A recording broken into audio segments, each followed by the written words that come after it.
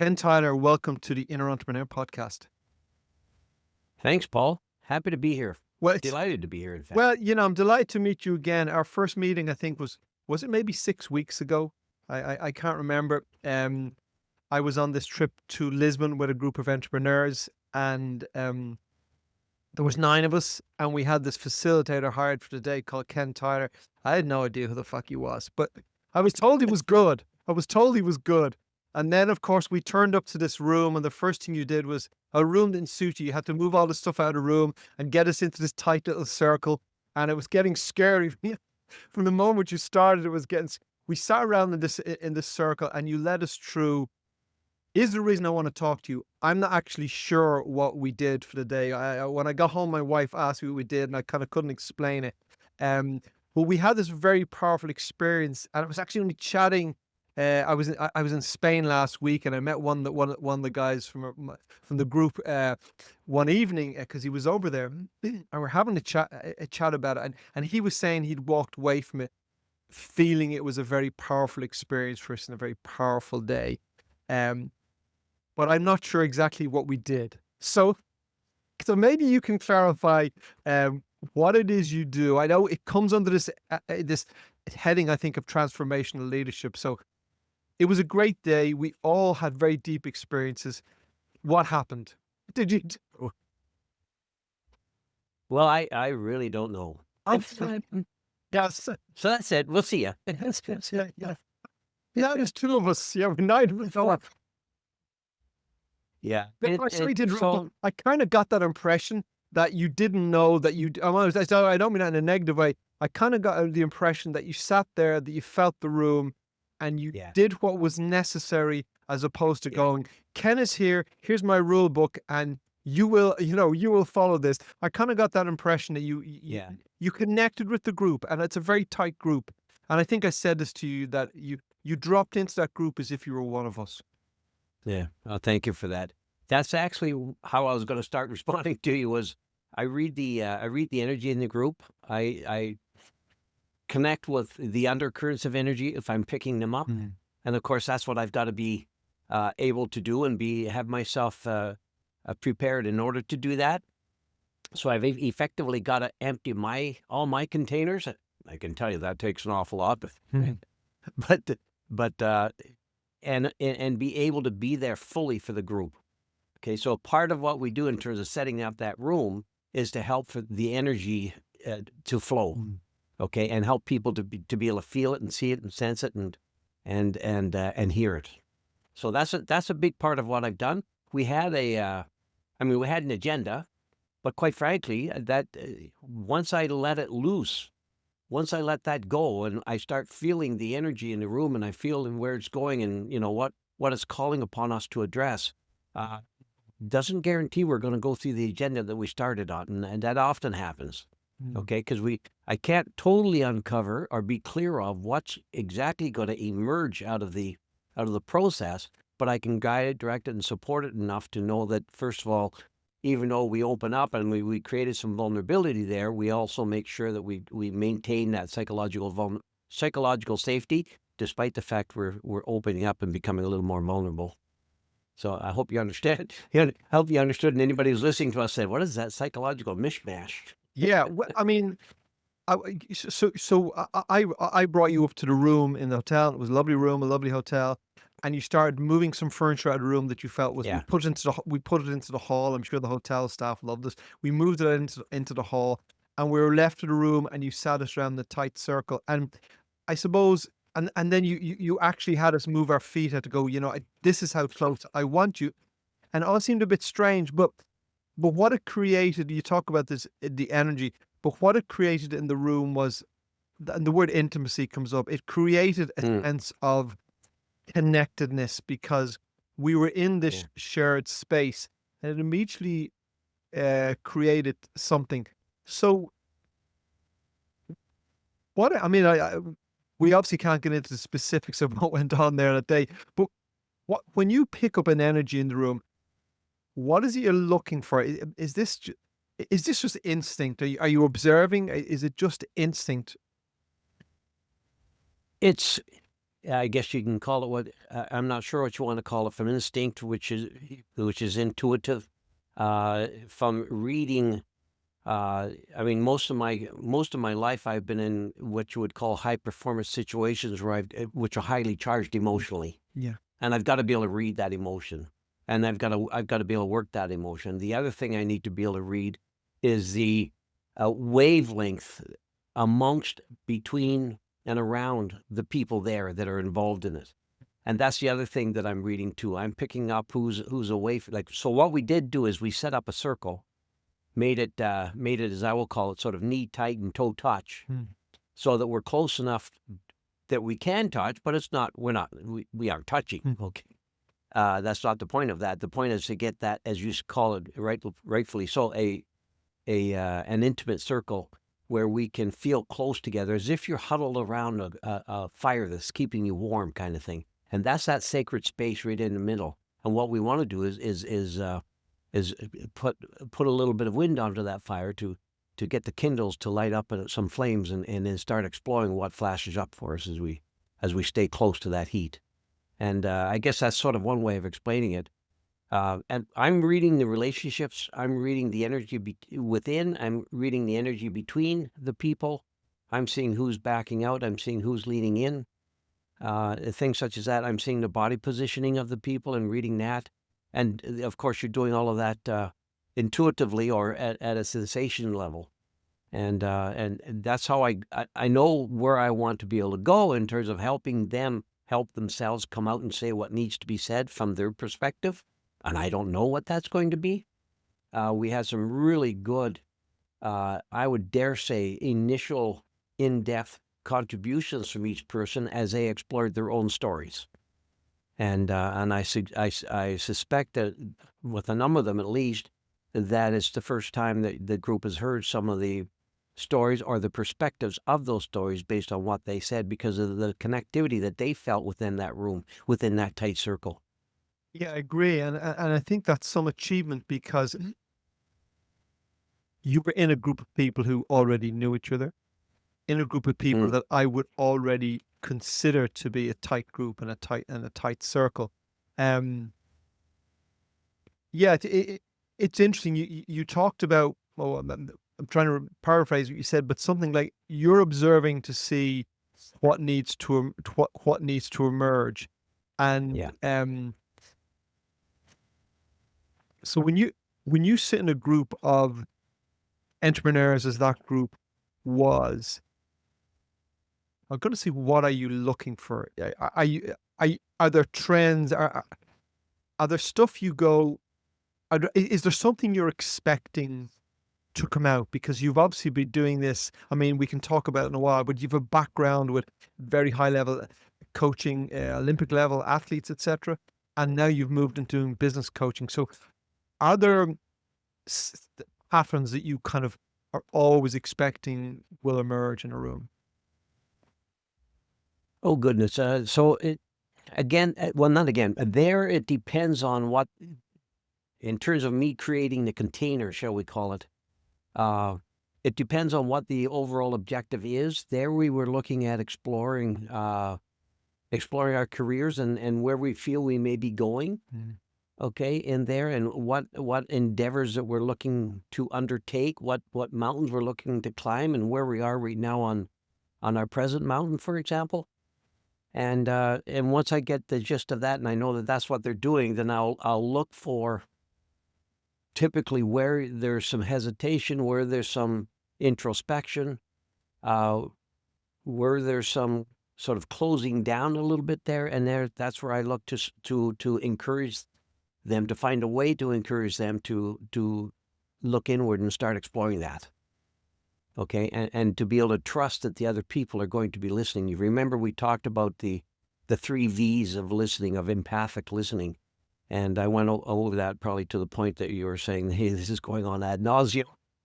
But it's critically important to be able to have each other lean in and listen deeply and fully to the others, so that they feel completely gotten, they feel completely heard, and completely seen. And that's one of the key factors that we did, in order for people to, first of all, feel that they've got everybody's full focus Like, that's unbelievably powerful to know that what you say is being heard and received. Okay, and not being questioned back, not being responded back to, but just being listened to fully and allowed to explore your own inner world, shall we say, that's not being questioned, is being accepted as it being your inner world. So that's one of the first things that I set up in terms of the environment, is to make sure that we have an environment where we have a really powerful empathic listening, and we're there for each other. With the 3 V's of listening, can you maybe detail those for the listeners?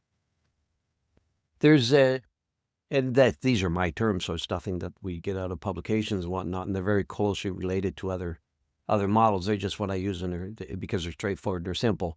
I start with visual, which means all the nonverbals, including all the environment, including the way people are sitting, okay, and including how people say with their body, how they say what they say, everything that you can see.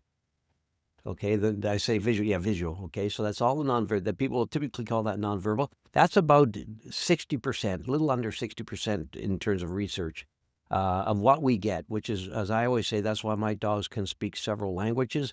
We have several languages going on in our household every day, and they'll respond to whatever language you do or you use, as long as you've got the nonverbals that they understand. Okay, that's the first one. That's the biggie. Whereas everybody leans in and wants, if they lean in and they want to hear exactly what words you are using, well, quite frankly, that doesn't matter that much in comparison. What's more important is to clear the space so I can read your whole body communicating with me and mine.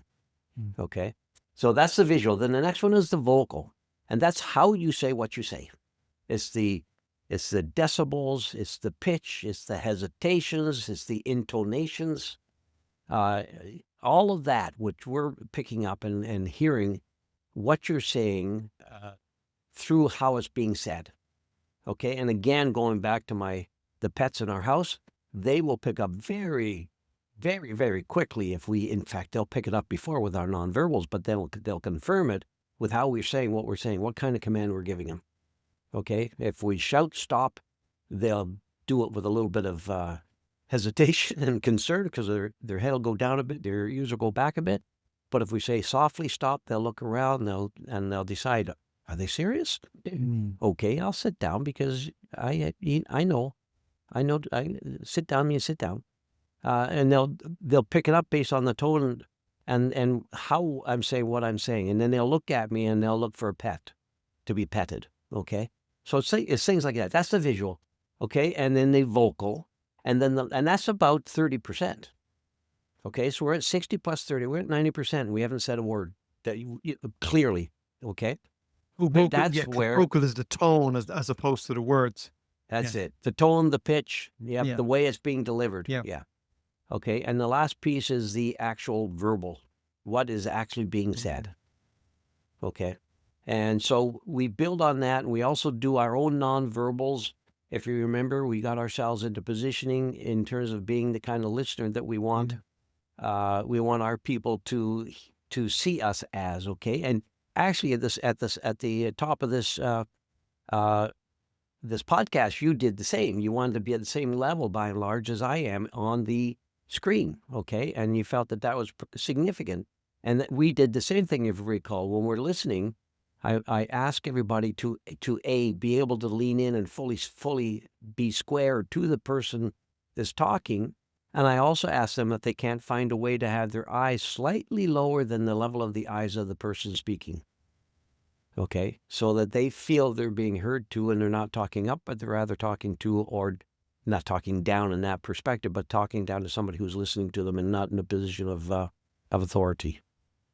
Because quite honestly, the group of people we had there's an awful lot of power in that room in terms of personality. Yeah. There is an awful lot of power in that room, but there was an awful lot of humility in that room as well, I felt. Yeah.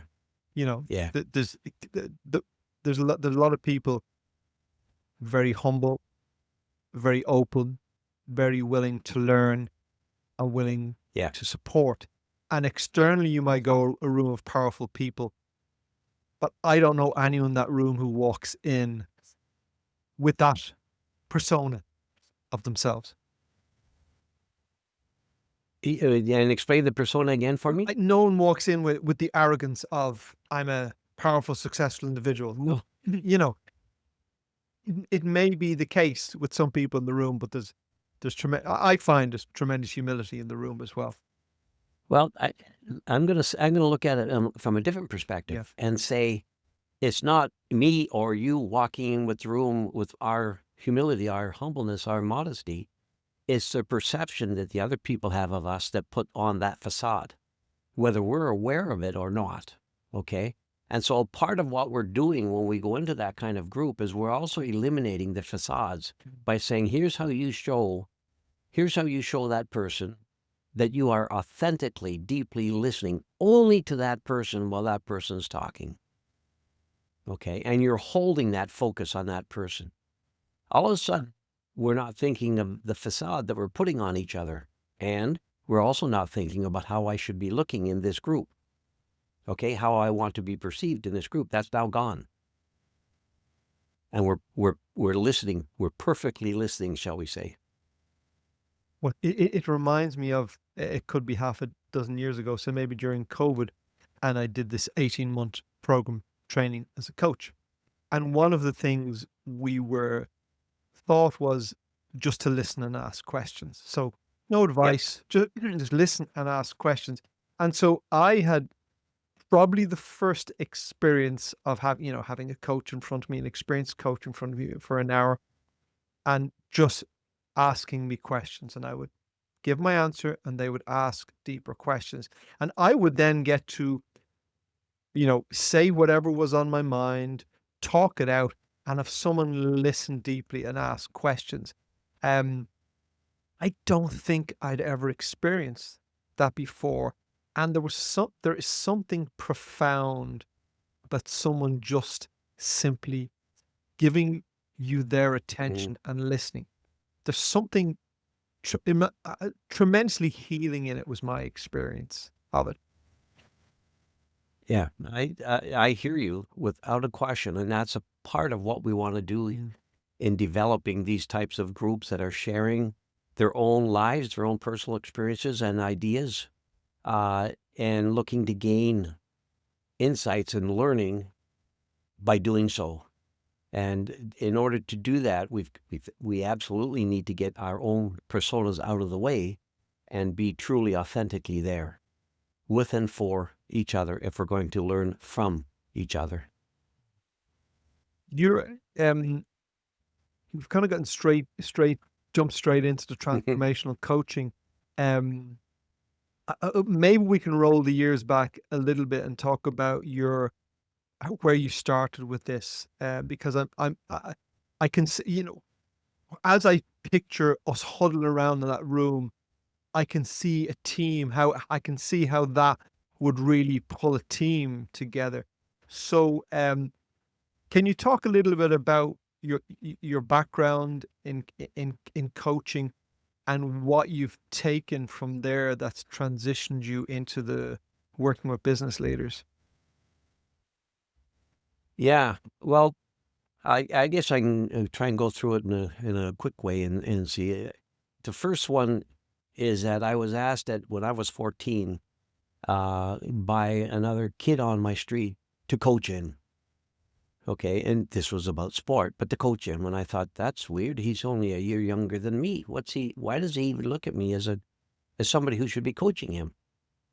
And but I remarked on that, but then I did it, and it came actually rather naturally to me. I enjoyed the relationship, and by the time I was 16, I had my first paying job besides a paper route was coaching kids. And I did that for a couple of years. I did that. Also a sport. Ice hockey was the sport. And so I naturally was migrating to coaching people. Okay. Coaching athletes, coaching high performing athletes. Well, at that point in time, they weren't high performing athletes. They were beginners, but then so was I. And by the time I was 21, I went out of it was junior lacrosse. That's the other national sport in Canada. I think in Ireland you play field lacrosse. You play hurley, I know that, but you don't play box lacrosse or indoor lacrosse, which is what my professional sport was. I played two sports professionally, that and ice hockey. But at the age of 21, I was hired by a minor lacrosse association with 18 teams, for 28 coaches, to be their head coach, Oh, and which meant coach the coaches, coach the kids, plan the seasons for each team, and be there as much as I could with each of the teams, both on the floor and the trainings, in the coaching rooms with the coaches, and then not so much on the bench with the kids, because that would take away the space from the head coaches. And I took that on. I did that for a couple of years, and while I played as well, and thought absolutely nothing of it until a young man who's actually now the godfather of my youngest girl, and a graduate out of the McKinsey and Google infrastructures, asked me when I said to him, he was 21, he was working for me, and he coached my young boy in math, and I listened to him because I was in the other office, and I thought, my gosh. And I told him, I said, you're a natural coach. You're an excellent coach. The way you're working with my son is phenomenal. You got a job with me, knowing I'd never be able to hire him. You got a job with me anytime you want. And he said, well, what were you like when you're 21? And I told him that story about being the head coach of a minor lacrosse association, and thought nothing of it. But then I thought, when I was telling him that, like, that's rather unusual. How many 21-year-olds are coaching men who are between, I think the youngest was 28 and the oldest was probably about 55. And they were listening to me, at least they appeared to be listening to me. And I took it like seriously, with a lot of gravitas, and did it for a couple of years before I moved on from the summer, because it was a summer job. And so that really cemented that a part of my life that I'd always done, even when I'd been playing junior lacrosse and junior hockey, summer, winter. I was always involved in coaching and or instructing and or facilitating the kids playing, okay? And that was the first time I started coaching the coaches. By the time I was 26 and had my shot at pro in the two sports, and went back to university and started doing master's degrees and doctorate degrees, I was already doing some of the very first certification programs for coaches in the province I was in, Ontario, which was the first one for Canada to put it in. So already at 26, I was already doing coaching certification program. So I came by the high performance coaching quite naturally. And actually, interestingly enough, for the doctor work that I started in, which was social psychology, my master's was human kinetics. And I did social psychology specialization within human kinetics or kinesiology. And then I went directly into social psychology. But what I said to the people who were interviewing me, when wanting to know what I wanted to study, I said, well, I want to effectively use this in high performance, in achievement-oriented situations. And they said, so very applied. That's what I want to do with it, not academic. And they said, well, you'd have to do clinical. I said, no. I don't want to deal with problems. I want to deal with achievement. There was nothing there back. This is 100 years ago. Yeah. There was nothing there. So I just made my own pathway. And at the same time, was offered to coach. I was assistant coach my second year of master's degree. And the first year doctorate degree was offered the coaching job from the university if you coached their hockey team. That got my professional coaching career going. And anyways, long of the short of it, I did that for about a dozen years, which was my ideal job. I wanted to be a university professor, a researcher, and a sport coach. And that's what I did until the tenure track jobs were offering professorships but no hockey, and the hockey jobs were offering hockey but no professorship. So, and then I was getting offers outside for professional sport, and I had to make decisions. And that's what ultimately got me into professional sport, where I chose Europe as opposed to North America because I had two young little girls at the time, and I wanted to spend more time at home than what I'd been doing. And so I chose Europe and came over here. Ultimately ended up working with the country of Austria and brought them up to the top level of the World Championships and got them qualified for the Olympics after they'd missed them for a good number of years. And from there, had to stay home more. Again, same thing, because I was for traveling.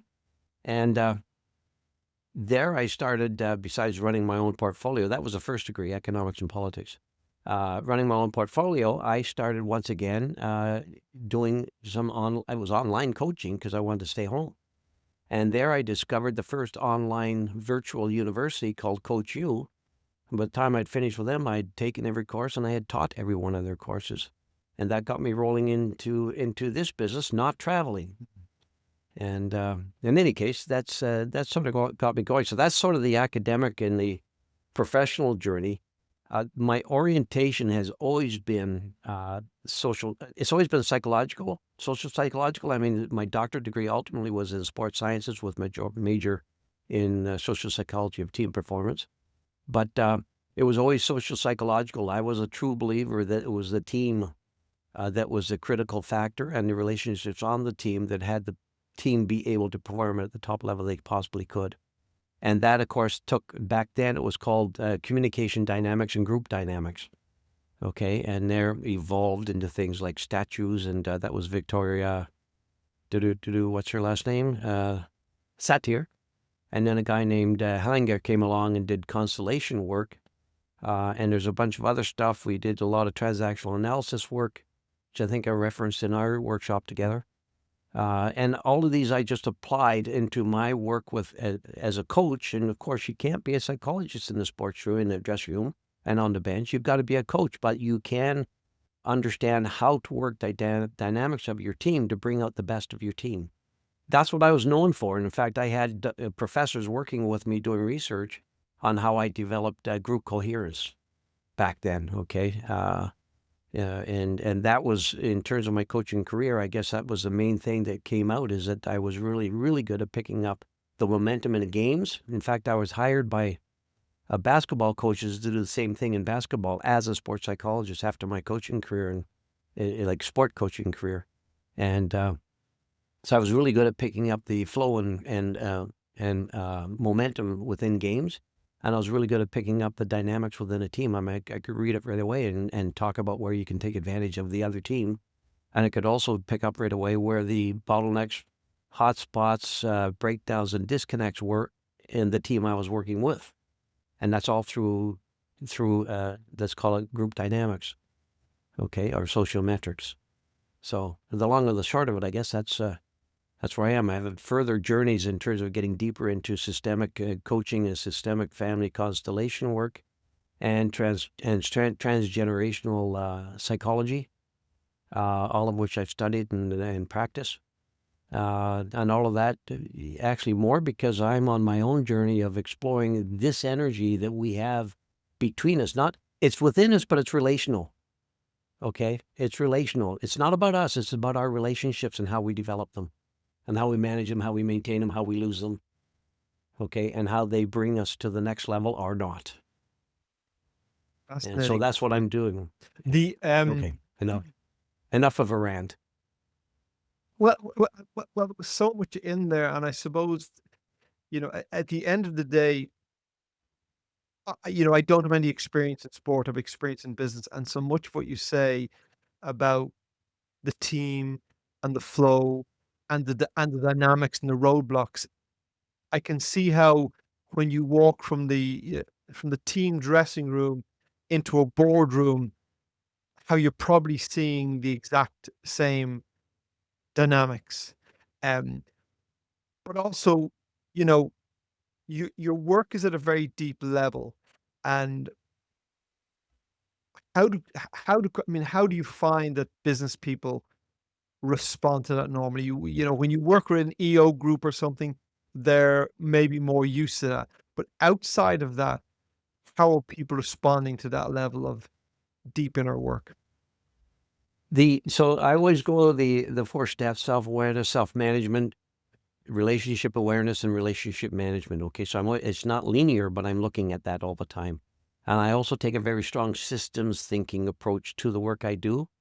And so when I'm working with them, that's what I'm doing. It's definitely about each individual, but it's about each individual as they fit into the system that they're within. Okay, and help them understand that that's where they are and what's the impact from the system and what's their impact on the system. Yeah, that's the major thing that I do that's a little bit different, so they understand. Okay, I will work with you in order to, especially what I typically do is work with the top person, the CEO or the chair or the owner, first in order for them to get what we call the 6 lenses of leadership, and they get fairly clear on what their leadership identity is. Okay, just as a team, a sport team, for example, and a business team, and a business needs to have its own identity that is known for. So do we as leaders need to have our own identity. So I want to make sure that that leader is quite aware of their identity and how that identity is in terms of state versus trait crises. Okay, do they stay with that identity when they get into crisis, when they get into survival mode, when they get into stress, or do they lose it and become a different kind of leader than what they have professed themselves to be? That's an important piece. So I got to take them through that before I start working directly with them and their team. Why? Because quite frankly, they typically are the ones to be firstly put on the hot seat. Okay, and they need to trust me and my ability to handle them and their team. Okay, and the team will only trust me if I provide an environment whereby they can question what needs to be questioned. Okay, which typically comes from the top, right? Because they're looking up and they're looking down. So we do that in a way that isn't confrontational directly, unless it needs to be confrontational, but we do it in a way where we're working on the dynamics of the group. Okay, so that the issues that come out in what I like to call an Aikido approach to resolving issues, resolving conflict, which is we neutralize it first, we find common ground second, and then we start working on how we collaborate third. Okay, and so that's a part and part. Go ahead. I was going to say, I would imagine a lot of companies to bring you in, conflict is one of the big issues in businesses, because there's conflict maybe among the board or the senior leadership or from management to staff or whatever. And you referred to the 6 leadership styles or whatever. So is this mostly something a leader is unaware of? Is it a style that is their nature? Is it a style they choose? Is it about getting them first to recognize that this is the type of leader you are and the consequences, good and bad, of that? Well, it is what it is, right? I mean, good or bad, it's a question of how well it fits and how well they can take advantage of what they've got. Okay, that's sort of the idea. And it helps them become self-aware of how they are as leaders, in which situation, what their typical styles are, both on communication and on conflict. Okay, how they respond under stress, how they solve problems. Okay, what strengths they have and how they're taking advantage of them or overusing them, things such as that. How they strategize. What else? I'm probably missing a number of them, but yeah, so get them fully self-aware, and then also managing on it. Okay, and then starting to take a look at the same time as they're often running parallel. And this is still the one-on-one coaching first before they get to the team. Is how they're working the dynamics between themselves and their team right now. So we'll get into that. I'm just doing that right now with a fella who's working with his lead team, and he's got a challenge in front of him, and I'm helping him get out. I say very, very often, I'm helping him get out of his own way of success. Okay, and that's the idea. And if we see that, this actually he's going to get back to me today. Hopefully, we'll see how that worked for him, and if he's able to let go enough to let his team pick it up. Okay, then he's already done what I love to call delegate and elevate. Okay, and the delegation part means you've got to do a little bit of snip, snip, snip, and let go. Okay, so there's things like that, and when I use other things where we get into what we talk about, or we do more in the forum work that we do, which is a deeper dive peer-based learning, we're not typically dealing with as deep emotional issues because we're dealing more with what's happening, the performance issues within or around the team or the business, the team itself, yes, the business and the ecosystem that they're in. And we're looking at the dynamics in there, and then we're working through those dynamics and what I would typically do and what people call is a constellation work. So I don't know what the constellation work is, so I want to talk a little bit about that. But what I do know is that when you previously worked with this group, which I don't know how many years ago, but I wasn't part of the group, but some of them talked about the powerful impact the experience of Yeah. doing the constellation work was. So Yeah. can you, I'm sure it has to be experienced, but can you talk a little bit about what that constellation work is and what the impact of it is? Well, the idea there with constellation work in the groups that we're talking about is to help them uncover what they don't see. Okay, it's now how did he say this? This is the oh gosh, no, I've lost the famous psychologist. But anyways, what he says is Carl Jung.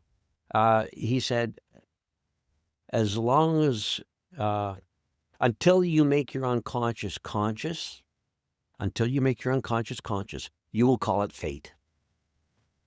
Okay, so what we do in the constellation work is we get to that undercurrent level of energy that is 95% of the time where we live, where we function, which is the unconscious. Okay, and it's just below the surface.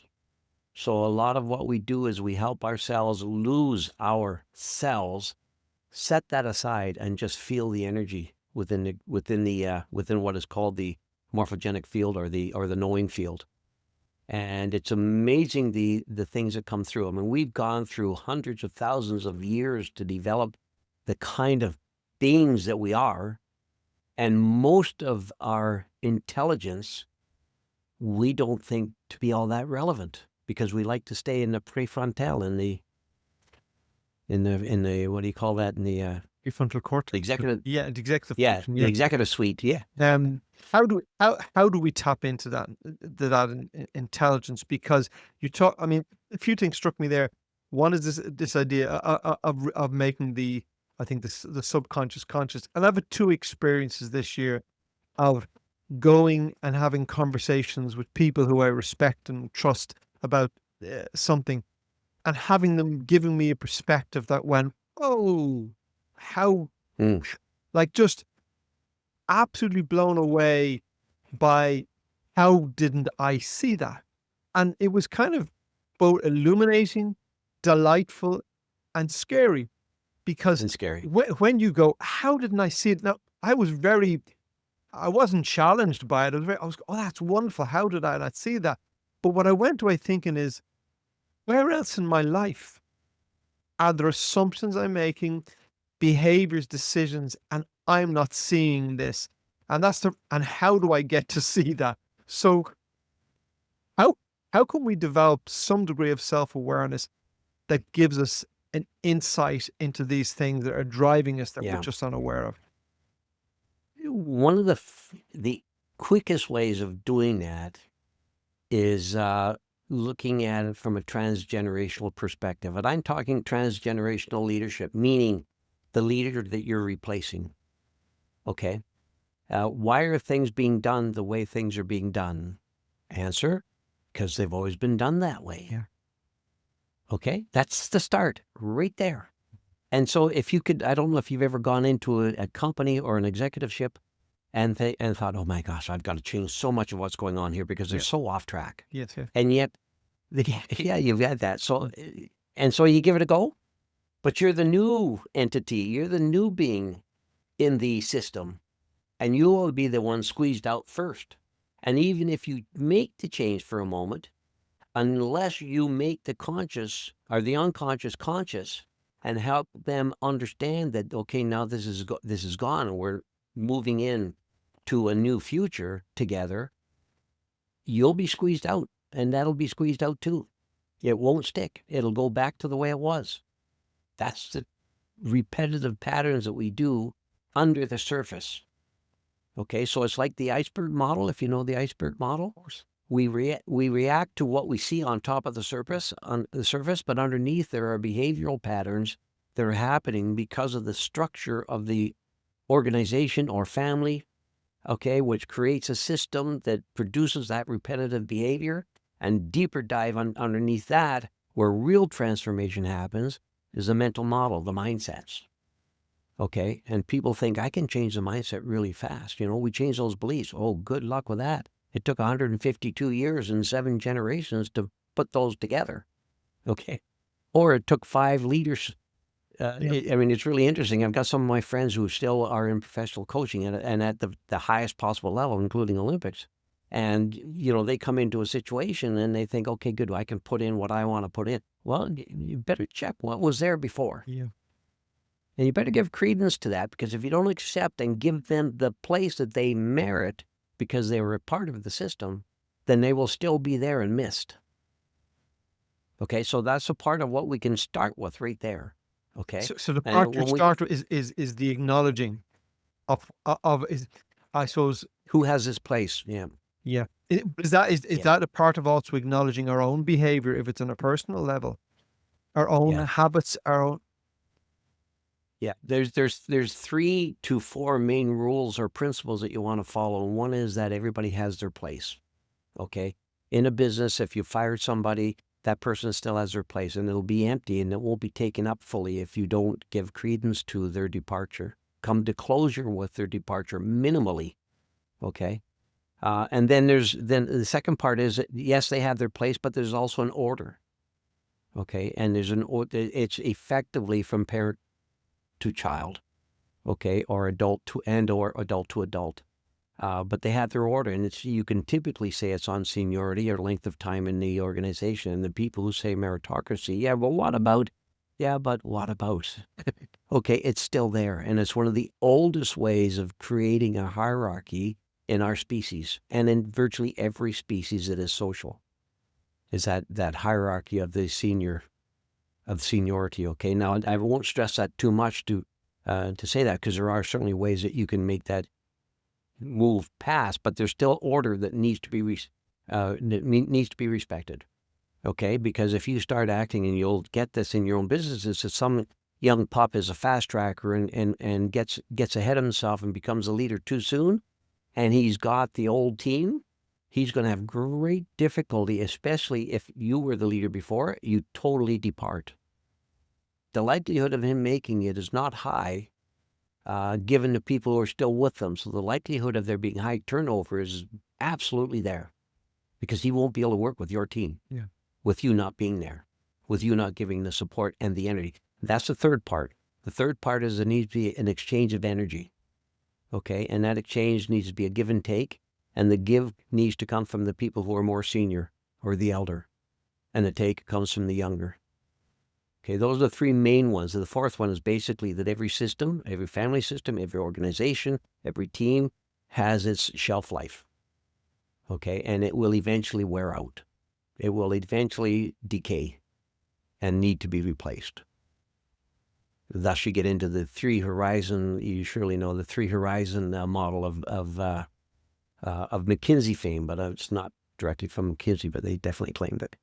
I don't know the 3 horizon model, but now Okay. now you're gonna have to share it. But I'm interested in this idea that everything decays, which particularly from an organizational level, which, I mean, we tend not to love change. But what you're saying there is that change is inevitable, change happens, and if we don't change, the systems, the teams, everything will decay. We'll get old. Will get Yeah. old, yeah. Yeah. And that's at the civilization level as well. I mean, you take it all the way up to there to an anthropological level of analysis. It's there all the way down to family. Yes, yeah. Right? When I chuckled. I just had one of my bigger birthdays, and so we had multi-generational, multicultural families coming in, which is absolutely phenomenal for about 4 or 5 days. And I chuckled because I've talked to my kids who came, who are mid-aged adults now, meaning 30, 40, and how they simply assume that they're the ones doing things. Okay, Yeah. and they're happy that I can still do things. Yeah, yeah. Yeah. But they don't expect me to. Yeah. And I get tickled for that, because I see, I look at myself at that age, and I did the same darn thing without a question. Like, I looked at my dad and think, oh, okay, let me do that. Right.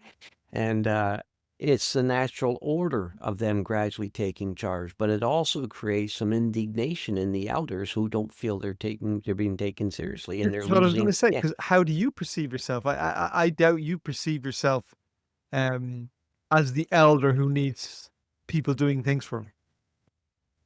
Well, actually, I'm certainly at the age now where, along with a lot of the old sports injuries that have Yeah. come back to haunt me, I'm actually quite happy for that. My youngest girl is turning 17 in a week, and I'm thankful that my son, who's in his 30s, is around, because she basically grew up she has three siblings, but she grew up as a single child because they don't live Yeah. there here except for my son.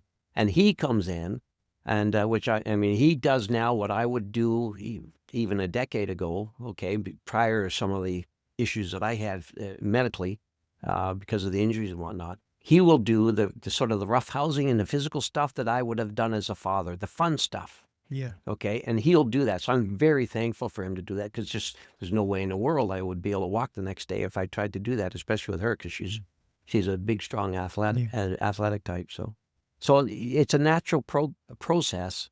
Yes, we can feel out of joint, or our nose out of joint, as they would say, if we sort of get shunted to the side.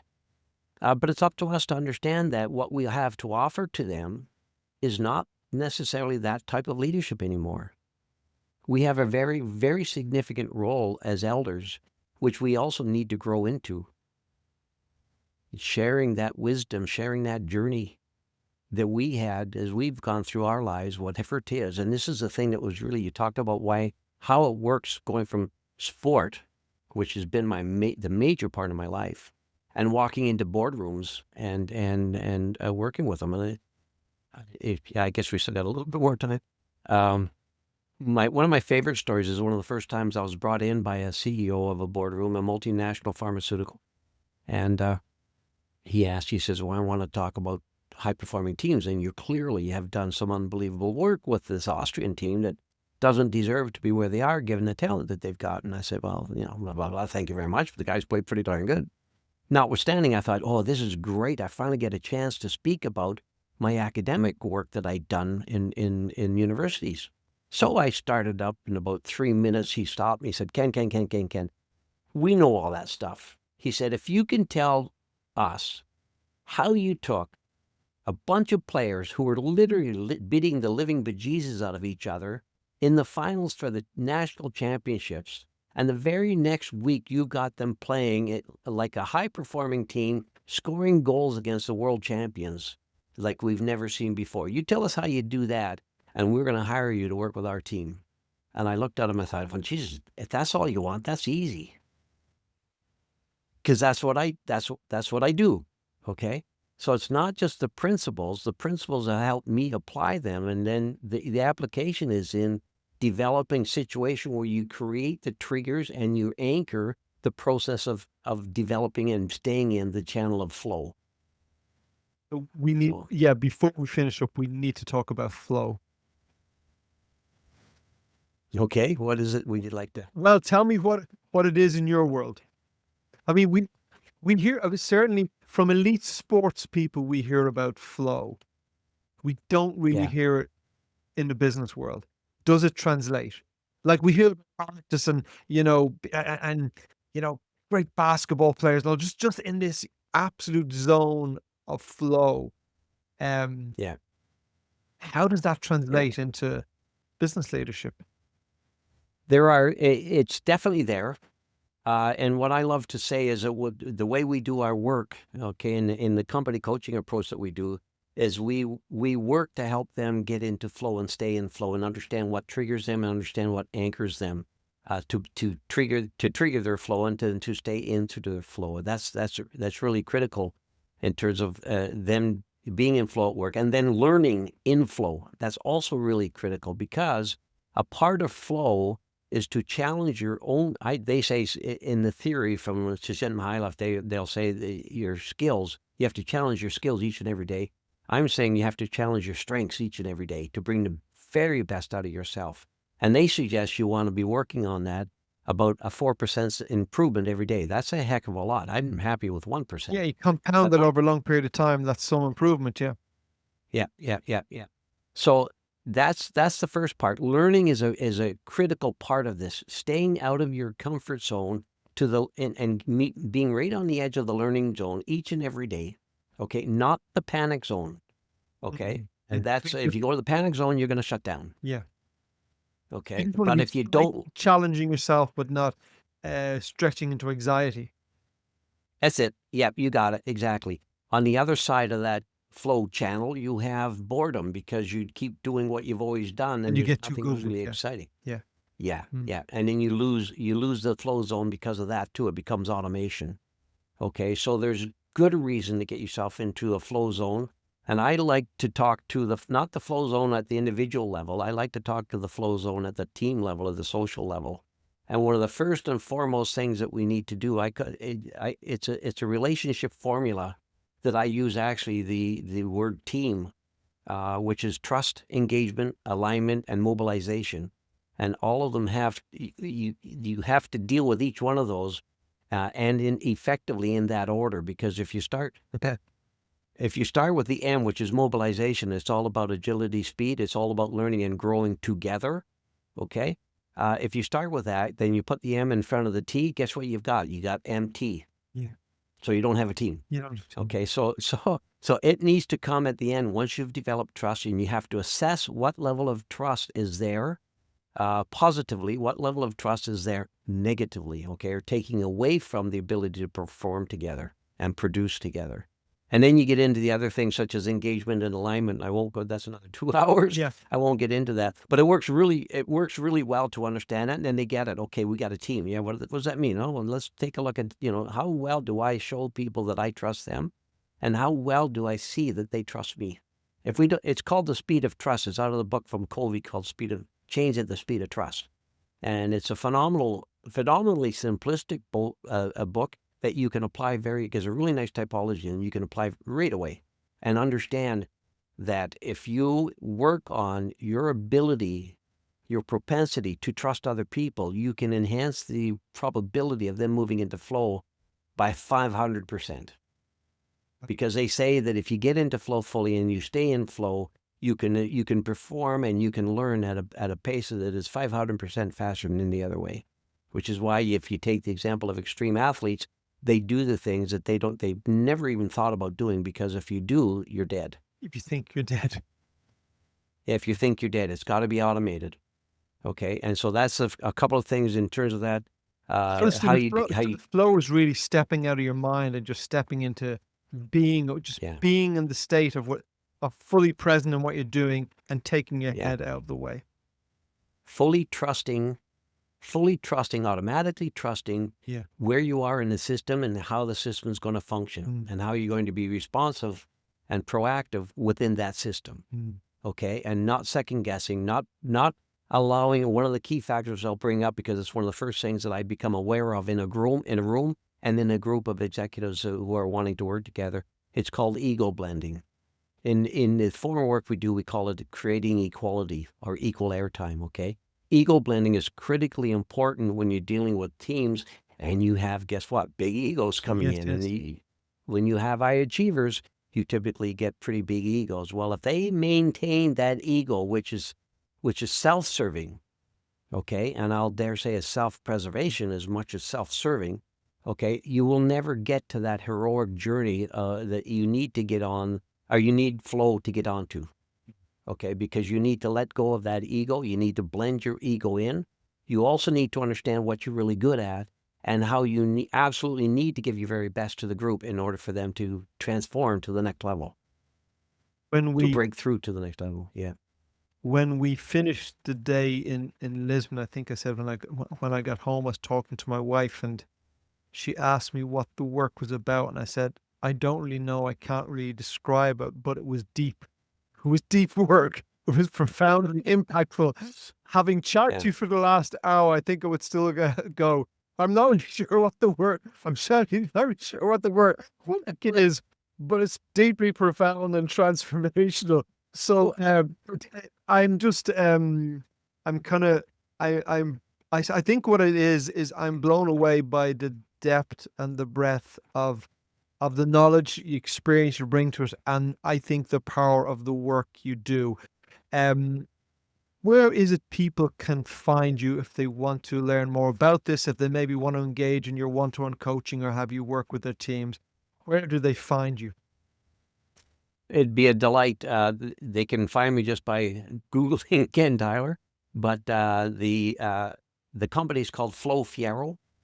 And Fiero, by the way, just sorry, a little bit more. Yeah. Fiero, by the way, is the experience that it's cross species. What do you do when you have a breakthrough and all of a sudden you have something, you've achieved something you've never expected to achieve, okay? And you never expected that you would achieve that. You have this Fiero moment of jubilation. Yeah. What do you do? Celebration. What would you do? Yes, and you just did it. Yes, Yes. that's Fiero. That's a Fiero moment. Yeah. And our goal, working with people individually and as a team, is to get to that Fiero moment, Wow. whatever that is. So we call it Flow Fiero, as it sounds, Flowfiero. It's Italian, stands for pride. It was used in Reality is Broken is the book by Dr. Jane McGonigal, and she picked up on it through the unexpected leveling up of gamers and the awe in their facial expressions when they all of a sudden realize, oh my God, I just leveled up. Awesome. And so it's called it's called flowfiero.com, and it's ken@flowfiero.com, and I'd be delighted to hear from anybody that has been listening to your podcast. Well, Ken, it's been an absolute pleasure to chat to you again. Thank you so much. It's been my delight, Paul. Thanks very much, and it's been great to see you again. I look forward to the next time. Likewise.